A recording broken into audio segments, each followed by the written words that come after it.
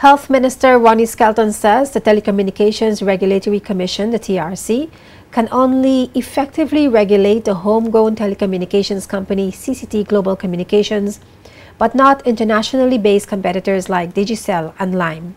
Skelton argued that a level playing field will affect the viability of CCT, noting that profits from the local companies circulate within the BVI economy, unlike the other two major telecom companies that can easily leave the BVI. The only company the TRC going to be able to regulate in terms of regulation is the local CCT company. And I can back up my statement. And Madam Speaker, the only bank that the FSC can regulate is the local bank. we may think it's a funny statement, but the rest of those companies are so big and they reach us way out there that they don't need to be here. And we got to understand that when we get up and make statements and think that we punishing, we're trying to level up playing field.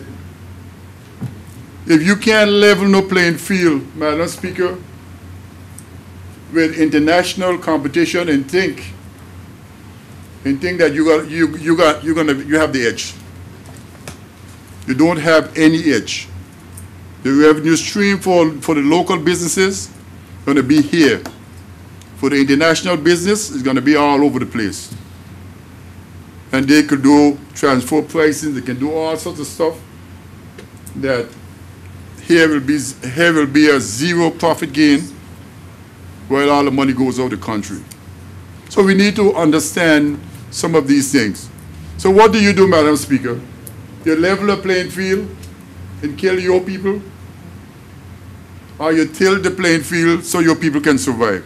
That's a question all of us that sits under this house and think that we are making things to level and international competition. If you open and allow a Home Depot, regardless of how small it is, to enter your shows, everything dead. Meanwhile, opposition member for the 1st District, Andrew Foy, has warned the NDP administration about making any underhand deals to safeguard CCT. He also cautioned newly appointed chairman of the TRC, Michael Thomas, not to be bullied into making decisions that will cause the TRC to be sued. Madam Speaker, I'm one of those who firmly believe that this spectrum that is up for grab, Madam Speaker, is the modern day version of lands for the people of this territory. I do feel so wholeheartedly, Madam Speaker. Madam Speaker, it is technology, but it's a modern day lands. But Madam Speaker, I want the chairman of the TRC to understand clearly, not to be bullied into anything that will cost taxpayers money from the commission being sued. Madam Speaker, I'm 100% for my local people and I never hide it. But we operate the country by laws. And if we got operated by jungaroos, remember that today the hunter and tomorrow the hunted.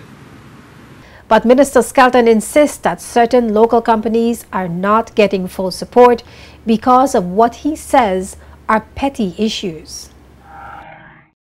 So we got to start thinking as leaders, Madam Speaker, how we can go at the cutting edge of the world's products and still save our people, save our local businesses at home. And that is a difficult task. Because when you hear the arguments are not for saving the local businesses.